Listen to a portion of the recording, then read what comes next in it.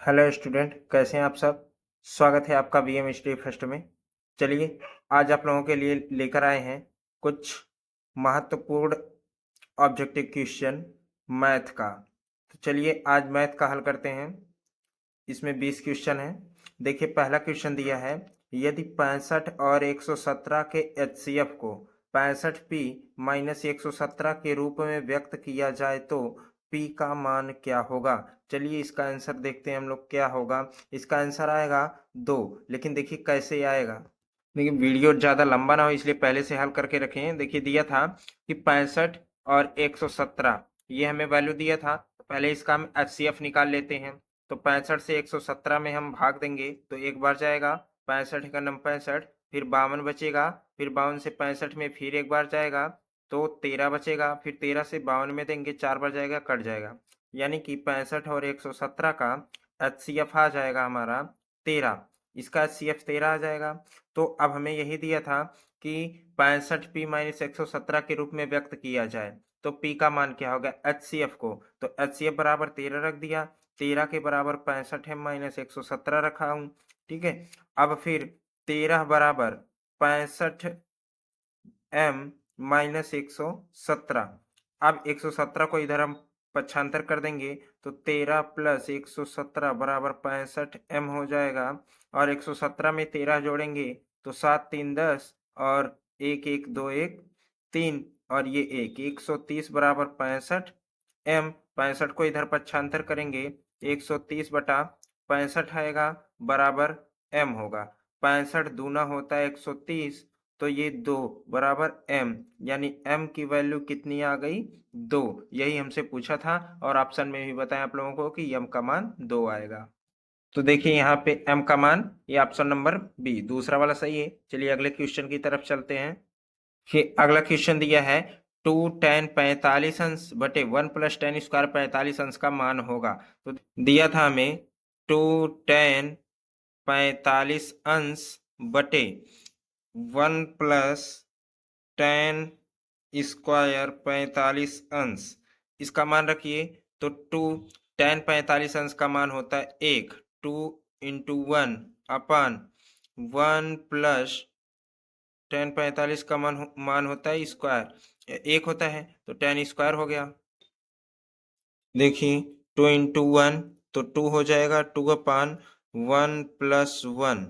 ठीक है, स्क्वायर का मतलब ये एक का स्क्वायर हो चाहे कितनी भी घातें हो एक ही होगा। तो इक्वल टू 2 अपान 2 काट देंगे, इसका आंसर कितना आएगा 1 आएगा। इसका कौन सा ऑप्शन सही है तो ऑप्शन नंबर सी इसका सही है। चलिए अगला क्वेश्चन है। अगला क्वेश्चन दिया है 15, 18 और 24 का लासा है। एलसीएम पूछा है, इसका निकाल लेते हैं। इसका एलसीएम पूछा है 15, 18, 24। एलसीएम पूछा है तो काट देंगे, 2 से पहले काटेंगे तो ये 15 उतर जाएगा, ये 9 बार जाएगा, ये 12 बार, फिर 2 से कटेगा तो 15, 9 और 2 छक 12, अभी 2 से कटेगा तो 15, 9, 3। अब 3 से काटेंगे, 3 पचे 15, 3 त्रिका 9, 3 एक नम 3, फिर 3 से कटेगा तो 1, फिर अब 5 से कटेगा तो 5 एक नम 5, 1, 1 आ जाएगा पूरा। मल्टीप्लाई कर लेते हैं तो कितना आएगा 2 into 2 into 2 into 3 into 3 into 5। तो 2 दूना 4 दूना 8 तिया 24 तिया 72, 72 पच्चे कितना होगा तो हो जाएगा आपका 72 गुणे 5, तो 0 होगा और 5 सते 35, 1 36, 360। अब देखते हैं वैल्यू ने दिया है कि नहीं ऑप्शन में। देखिए 15, 18, 24 का लासा में 360 आया था तो 360 ये वाला है, तो इसका ऑप्शन यही वाला सही होगा। अगला क्वेश्चन देखते हैं। अगला क्वेश्चन है 148 बटे 185 का सरलतम रूप है। सरलतम रूप इसका 4/5 होगा काटने पर। ठीक है, ये काटने पर 4/5 ही आएगा इसका वैल्यू। चलिए अगले क्वेश्चन पर।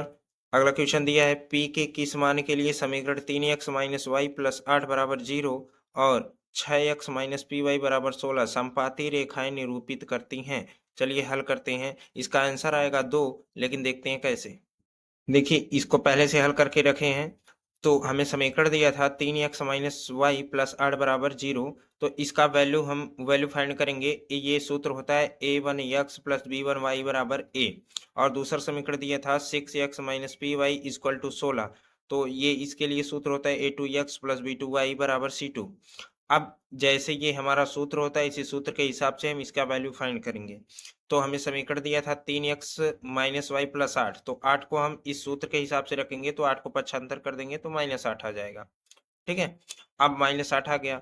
तो और दूसरा था 6x माइनस पी वाई बराबर 16, पहले से दिया था। अब वैल्यू फाइंड करेंगे। ये हमारा सूत्र होता है, हमें होना चाहिए, दिया था a1 बटे a2 बराबर b1 बटे b2 नहीं बराबर होगा c1 बटे c2 के। यही सूत्र हमारा मेन होता है। इसी के हिसाब से हमें वैल्यू निकालनी होती है समपाती रेखा की। तो देखिए a1 बटे a2 रखेंगे तो a1 का मान कितना आएगा 3 और a2 का मान 6। तो 3/6 काटेंगे तो 1/2। फिर अब b1 बटे b2, तो b1 हमारा क्या आएगा, b1 हमारा 1 आएगा, y से y काट देंगे 1/p आएगा, लेकिन माइनस में। तो b1 बटे b2 बराबर -1/-p। तो माइनस माइनस से कट जाएगा, बराबर 1/p आएगा। फिर अब c1 बटा c2, तो c1 ये c2 -8/16 बराबर -1/2। अब इस सूत्र पर हम रख देते हैं। देखिए a1 बटा a2 बराबर b1 बटा b2 बराबर नहीं होगा c1 बटा c2 के। तो हमें तो ये बराबर ये नहीं होगा, तो इसके मान रखने की जरूरत ही नहीं है। a1 बटा a2 हमारा कितना है, a1 बटा a2, तो a1 बटा a2 1/2 है। ठीक है, 1/2 है, बराबर b1 बटा b2 कितना है, 1/p है, तो 1/p रख दिए। अब दोनों बराबर के ये तिर्यक गुणा कर देंगे हम। तिर्यक गुणा करेंगे तो p एक अन्नम p होगा, p बराबर 2। देखते हैं ऑप्शन में है कौन सा।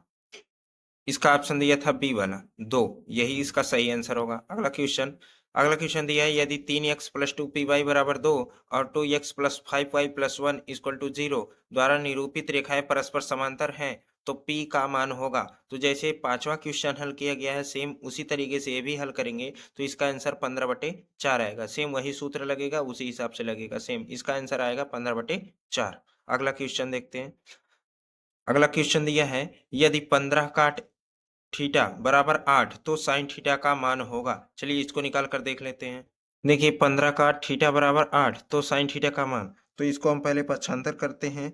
तो कॉट थीटा बराबर 8/15, यानी कॉट का मान 8/15। तो लाल बटे कक्का के हिसाब से हम देख लेते हैं।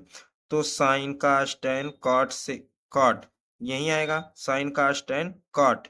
कॉट का मान आधार बटे लंब। तो पहले एक त्रिभुज हम बना लेते हैं। एक त्रिभुज बना लिए। अब त्रिभुज बना लिए, नामकरण कर देते हैं ABC। अब इसमें आधार बटे लंब का मान दिया है, तो आधार कितना है, 8 है। आधार 8 है, लंब का मान कितना दिया है, तो 15 है। अब इसे कर्ण का मान निकालना है, तो पाइथागोरन प्रमेय हम लगा देते हैं। तो कर्ण निकालना है, तो कर्ण बराबर क्या होता है, अंडर रूट लंब का स्क्वायर धन आधार का स्क्वायर। तो लंब का स्क्वायर कितना है, 15 का स्क्वायर धन आधार का स्क्वायर है 8। अंडर रूट 15 15 होता है 225 धन 8 64। ठीक है, अब ये 64 और 225 जोड़ेंगे तो 9 8 289 आएगा। और 289 ये इसको हम लिख सकते हैं 17 × 17। तो अंडर रूट से बाहर निकालेंगे तो 2 बार जो संख्या होती हैं एक ही बार लिखी जाती हैं, यानी कि 17। तो कर्ण का मान कितना आ गया, 17। कर्ण का मान 17 आ गया। हमें पूछा था साइन थीटा का मान, साइन थीटा का मान पूछा था। तो साइन थीटा में होता क्या है, लंब बटा कर्ण। तो साइन थीटा बराबर क्या हो जाएगा, लंब कितना है 15 है, कर्ण कितना है 17। यही इसका आंसर हो जाएगा। देखते हैं ऑप्शन में कौन सा दिया है। तो ऑप्शन में 15/17 कौन सा है, तो 15/17 यही इसका आंसर सही हो जाएगा। चलिए अगले क्वेश्चन की तरफ चलते हैं। अगला क्वेश्चन दिया था, यदि ए बी सी तथा एक्स वाई जेड दो समरूप त्रिभुज हैं तथा कोण ए बराबर 75 और कोण वाई बराबर 57 अंशों, तो कोण सी का मान होगा। चलिए इसको भी निकाल कर देख लेते हैं। देखिए दिया था ए बी सी तथा एक्स वाई जेड समरूप त्रिभुज हैं और कोण ए बराबर 75 अंश, कोण वाई बराबर 57 अंश, तो कोण सी का मान क्या होगा। तो पहले हम दो त्रिभुज बना लेते हैं, दो समरूप त्रिभुज हम बना लेते हैं। नामकरण कर देते हैं ए बी सी, इसका एक्स वाई जेड नामकरण कर दिए।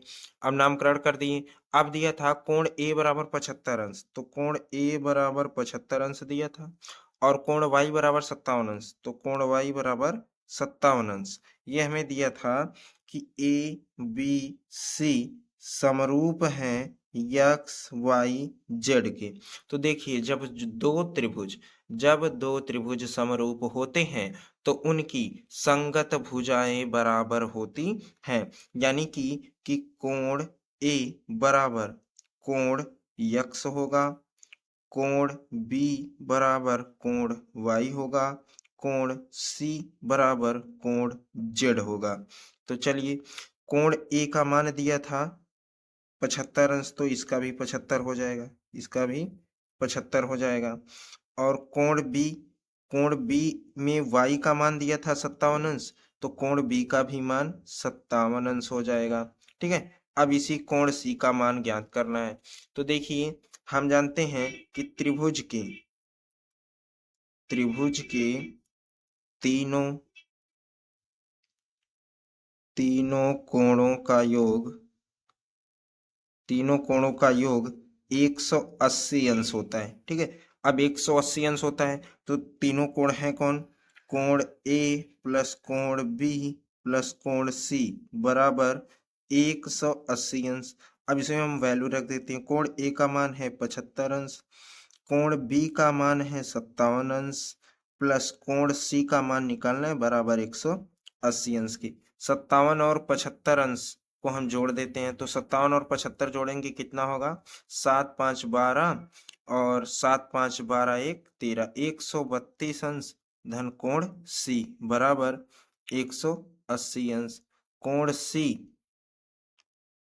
कोण सी बराबर 180 अंश, 132 को इधर पक्षांतर कर देंगे तो 132 अंश। कोण सी बराबर 10 में से 2 जाएगा तो 8, 7 में से 3 जाएगा तो 4, 1 में से 1 जाएगा 0, यानी कि 48 अंश। यही इसका आंसर हो जाएगा। ऑप्शन में देखते हैं कौन सा ऑप्शन है। देखिए, इसका ऑप्शन दूसरा वाला है बी। ठीक है, यही ऑप्शन सही हो जाएगा। चलिए, अगला क्वेश्चन है, बिंदु यम इंटू -3, 4 की मूल बिंदु से दूरी है। तो देखिए, मूल बिंदु से दूरी निकालने के लिए सूत्र होता है, मूल बिंदु से दूरी यानी कि 0, मूल बिंदु बराबर √x² प्लस y²। तो यक्स का मान हमें दिया है, देखिए यक्स का मान दिया है -3, 4, तो √x का मान है 3 का स्क्वायर धन y का मान है 4 का स्क्वायर, तो √3 × 9 धन 4 चौक 16, √16 9 25, अंडर रूट से बाहर निकालेंगे, इसको लिख सकते हैं 5 × 5, तो अंडर रूट से बाहर निकालेंगे तो 5। मूल बिंदु से दूरी कितनी आ जाएगी, 5 इकाई। तो इसमें कौन सा ऑप्शन सही होगा, इसका ऑप्शन सही होगा 5 इकाई, यही वाला ऑप्शन इसका सही होगा, ये वाला ऑप्शन। ठीक है, यही मूल बिंदु से जो दूरी थी तो ये 5 इकाई, यही इसका सही होगा। अगला क्वेश्चन देखते हैं, बिंदु -2, 6 और -2, 10 को मिलाने वाले रेखाखंड के मध्य बिंदु के निर्देशांक हैं, तो इसके निर्देशांक होंगे -2, 8। निर्देशांक कैसे दर्शाया जाता है ये हम बता चुके हैं, काफी ज्यादा वीडियो लंबा हो जाएगा, इसलिए अब थोड़ा जल्दी जल्दी बताएंगे। आगे देखते हैं अगला क्वेश्चन। देखिए, अगला क्वेश्चन है, किसी समबाहु त्रिभुज ABC में यदि AD लंब BC हो तो AD स्क्वायर बराबर होगा, तो AD स्क्वायर बराबर होगा 3CD²। ये भी इसके पहले वाले में क्लास में हम बता चुके हैं आप लोगों को, इसका यही ऑप्शन सही होगा। अगला क्वेश्चन होगा, त्रिभुज ABC के शीर्षों के निर्देशांक क्रमशः 7, 5, 5, 7 और -3, 3 हैं। यदि BC का मध्य बिंदु D है तो AD की माप होगी, तो AD की माप 6 मात्रक होगी। इसको हल करने के बाद, ये बहुत अच्छे से हल करवाएं आप लोगों को, तो ये हल करने के बाद 6 मात्रक इसका आंसर आएगा। अगला क्वेश्चन है, यदि सेक थीटा बराबर 2 हो तो थीटा का मान होगा, ये बहुत बार चार्ट बना बना के बताए हैं आप लोगों को, तो इसका मान होगा 60 अंश। सेक 60 अंश का मान होता है 2। ठीक है, अगला क्वेश्चन, देखिए अगला क्वेश्चन है cosec square theta minus cot square theta into 1 minus का स्क्वायर थीटा का मान होगा। तो ये बहुत ही आसान क्वेश्चन है, ये कई बार आप लोगों को बताएं। इसका आंसर सेक स्क्वायर थीटा होगा। पढ़े हैं तो आप लोग समझ जाएंगे तुरंत। इसका आंसर आएगा सेक स्क्वायर थीटा। अगला क्वेश्चन है एक लंबवृत्तीय बेलन के आधार का क्षेत्रफल 9 पाई सेमी स्क्वायर है, तो उसके आधार की त्रिज्या होगी, उसके आधार की त्रिज्या लंबवृत्तीय बेलन का आधार का क्षेत्रफल दिया है 9 पाई, ठीक है। तो उसकी त्रिज्या कितना होगा, तो 6 सेंटीमीटर उसकी त्रिज्या होगी, बेलन के सूत्र से निकाला गया है। देखिए अगला क्वेश्चन है कि 4 सेंटीमीटर त्रिज्या वाले वृत्त के अंतर्गत खींचे जा सकने वाले वर्ग का क्षेत्रफल होगा। तो 4 सेंटीमीटर त्रिज्या वाले वृत्त के अंतर्गत खींचे जा सकने वाले वर्ग का क्षेत्रफल 4 चौक 16, ये 32 होगा, 32 सेंटीमीटर, यही इसका आंसर होगा। अगला क्वेश्चन देखते हैं। अगला क्वेश्चन निम्नलिखित सारणी के माध्य वर्ग अंतराल दिया है 3 से 5, 5 से 7, 7 से 9, 9 से 11, बारंबारता दिया है 4, 2, 1, 3। तो इसका सारणी के माध्य पूछा है। माध्य, इसकी माध्यिका होगी 6.6, इसकी माध्यिका होगी। ये कैसे निकाला जाता है ये बता चुके हैं। अगर सब क्वेश्चन हल कराते चलेंगे तो वीडियो बहुत ज़्यादा लंबा हो जाएगा, इसलिए हम पहले से ऑप्शन पे मार दिए हैं, जल्दी जल्दी बताते चल रहे हैं। अगला क्वेश्चन है एक पासे को एक बार फेंका जाता है तो एक अभाज्य संख्या के आने की प्रायिकता होती है। अभाज्य संख्या के आने की प्रायिकता हमेशा 1/2 होती है। अगला क्वेश्चन है कि यदि किसी आवृत्ति वितरण का माध्य 20.5 तथा माध्यिका 21 हो तो उसका बहुलक होगा, उसका बहुलक 22 होगा, ठीक है। उसका आंसर यही है। अगला क्वेश्चन है निम्नलिखित में से कौन सी किसी घटना की प्रायिकता नहीं हो सकती, किसी घटना की प्रायिकता नहीं हो सकती, तो ये 4/3। क्यों नहीं हो सकती, क्योंकि प्रायिकता हमेशा एक तो हो सकती है, एक से कम हो सकती है लेकिन एक से ज्यादा नहीं, तो इसकी वैल्यू एक से ज्यादा आएगी। देखिए अगर काट कर देखेंगे तो 1 दशमलव कुछ आएगा, इसलिए इसकी प्रायिकता नहीं हो सकती, ठीक है। अगला क्वेश्चन, तो इसकी प्रायिकता नहीं हो सकती। देख लीजिए ये 20 के 20 क्वेश्चन पूरे फाइनल हो गए हैं, ठीक है। अगर वीडियो अच्छा लगा हो तो लाइक शेयर जरूर करिए और कमेंट करना ना भूलिए, बेल आइकन को जरूर दबाइएगा, सब्सक्राइब करना ना भूलिएगा अगर चैनल पर नए हैं तो। तब तक के लिए बाय बाय, थैंक यू।